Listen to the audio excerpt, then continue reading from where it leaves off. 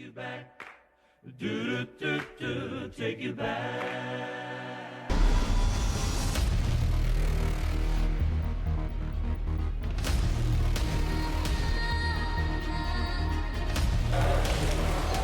Chris, did you already get more of him? Sure. I saw the all access. I'm going to ask the question that you hate, right? All right, no, I'm kidding. You're like, I'm over it. You ready for this? Yeah. You ready? You ready for this? Like, I haven't been doing this for 10 weeks. It seems as though that listening to you, you've been talking about how you have the left hook. Danny Garcia has a left hook, but this is the first fight where I've seen that in promotion you haven't really come off as confident. It's almost like you look at it as it's really a 50-50 fight. How do you view that? I'm about to knock him out, man. I don't want to hear that. I don't want to hear that. So you're going for the knockout?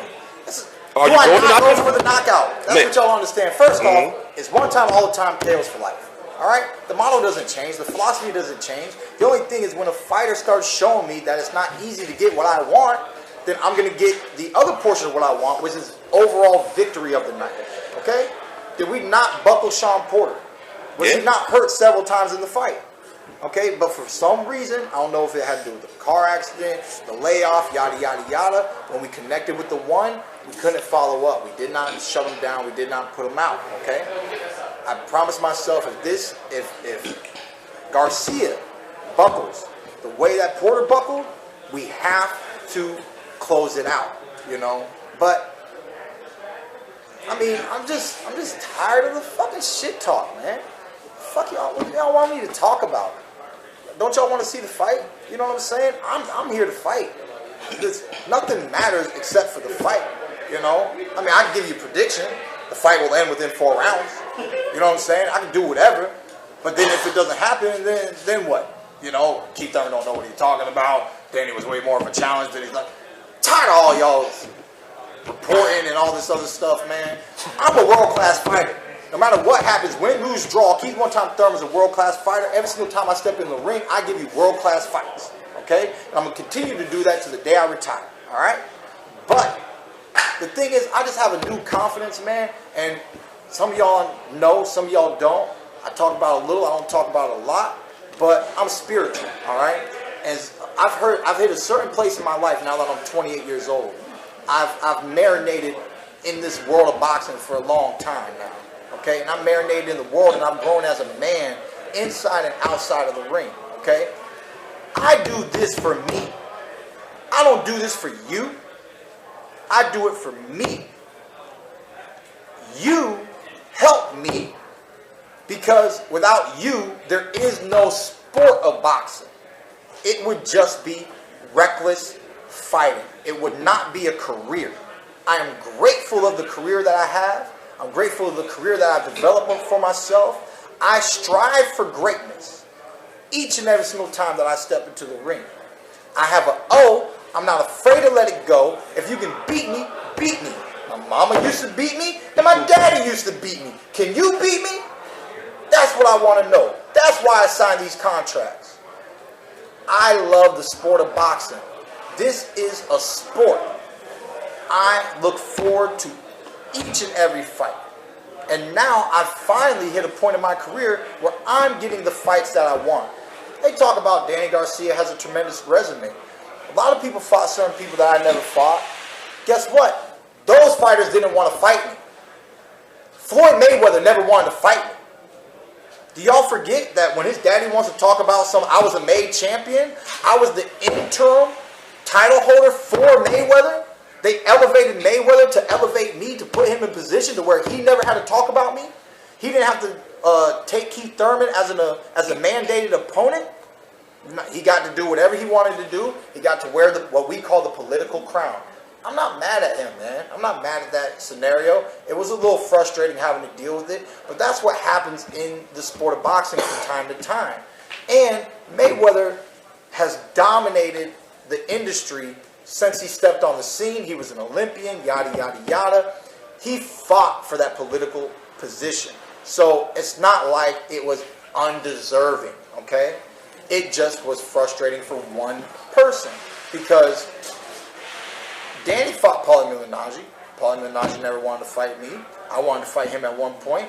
He got beat by AB. We never talked about it ever again. Why? Because I was interested in fighting champions. I've always been interested in fighting champions. Okay?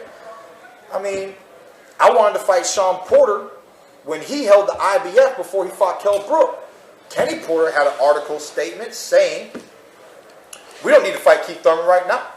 We can fight him when he gets his world title, and then we can fight each other for a unification bout.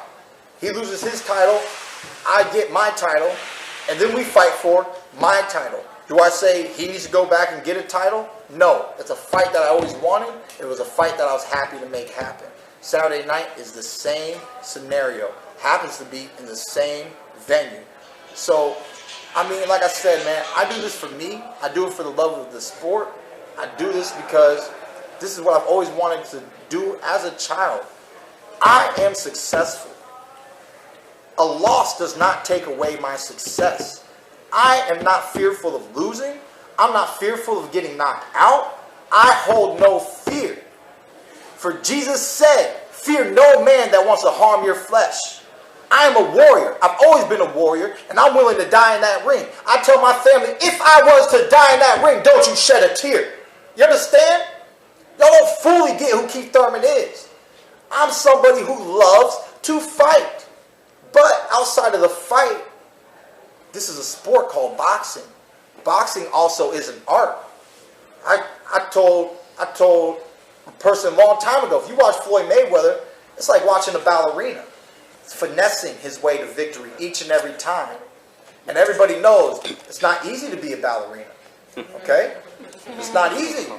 So, you know, I mean, first off, a man has to wear little tights and stuff. That's a little demeaning, you know what I'm saying? But in reality, what they put their bodies through is strenuous. To be an elite athlete is strenuous, okay?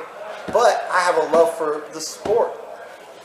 This is my life, man, and I love it each and every step of the way. I love the history of boxing. I've loved the history of boxing for a long time.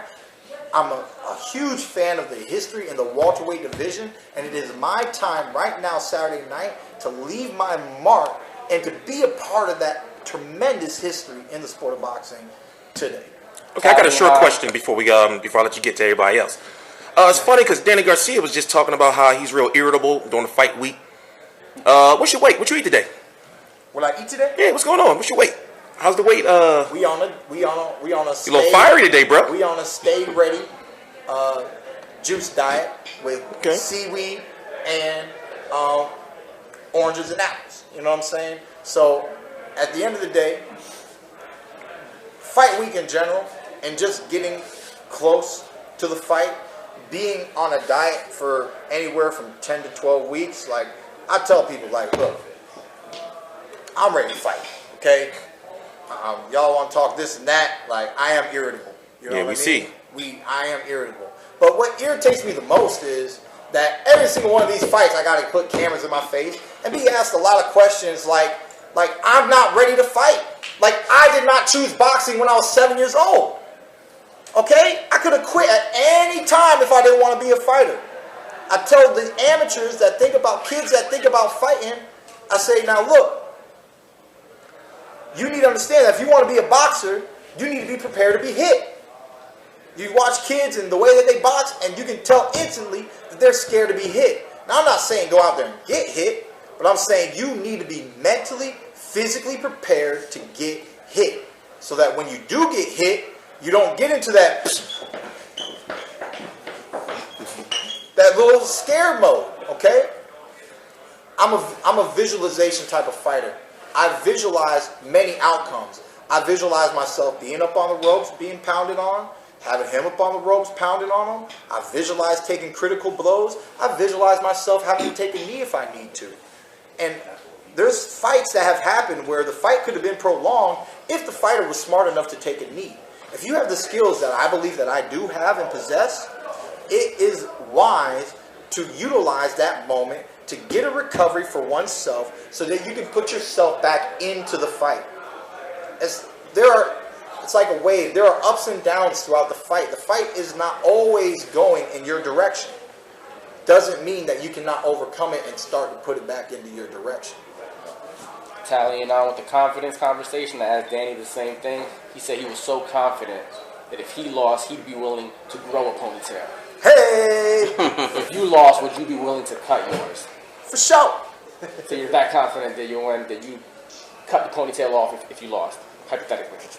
Well, outside of that, maybe one time Thurman might need something new in his life. Okay. You know what I'm saying? I feel you. I had mine long too. You know what I'm saying? It might need a change up. You know, it's been working for a long time. You know, in the amateurs they used to call me Samson. See that boy right there? That's where you get your power from? They say, yo, that's Samson. Watch that boy fight. He about to fucking knock somebody out. Okay? And they, you know, I've had power for a very long time. I've been hurting grown men since I was 13, 14 years old with 16-ounce gloves and headgears. Okay? That's why this is not new to me. When you see Keith Thurman fight, you see Keith Thurman fight. You only get to see the outcome of certain outcomes, and you can multiply it by how many times you've actually seen me on television, okay? But that's not the whole totality of how good of a fighter I am and everything that I've been through and everything that I've learned in the sport of boxing, you know? I mean, like I said, man, I'm living my dream. This is my American dream. I feel truly blessed, and I humble myself with that. That a lot of people have dreams, and for whatever reason, you know, maybe something happens in the streets, maybe they picked went down the wrong path and they never got to recover. Maybe something happened and they started to do, you know, they just didn't believe in themselves enough to give themselves that opportunity to fully live out their dream path. I've always loved being an American, okay? So that's why I wear red, white, and blue. I'm an all-American fighter. I'm an all-American champion. And through boxing, I have accomplished my American dream. For anybody who wants to understand who Keith Thurman is, Keith Thurman's a dreamer. He's one who believes in his dreams. He's one who fights for his dreams, physically and emotionally, at all times, you know? And like I said, if I got I'm not afraid to let it go. If you can beat me, man.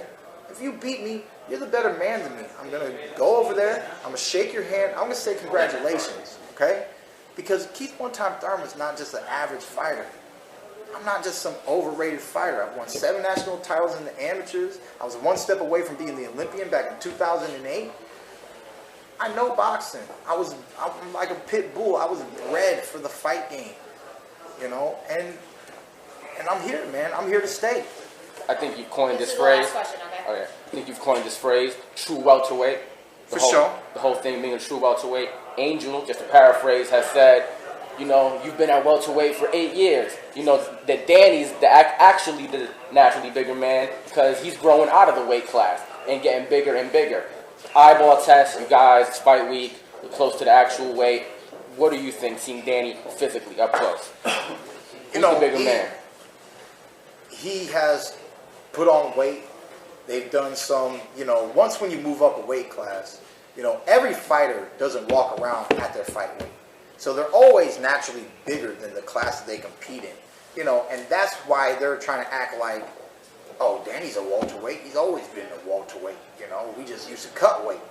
Well, look, I cut weight to be welterweight. Okay, like that's what a true welterweight is. Somebody who, after they have cut weight, they sit at welterweight.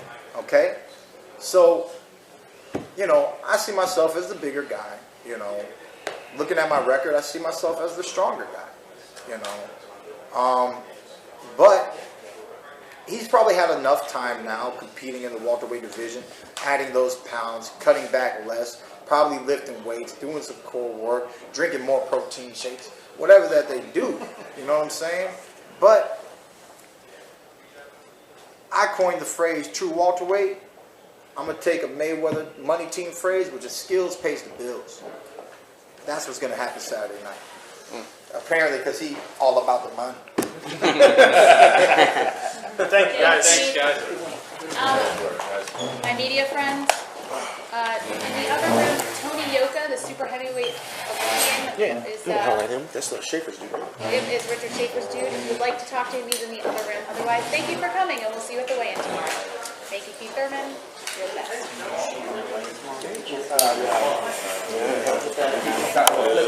Yeah.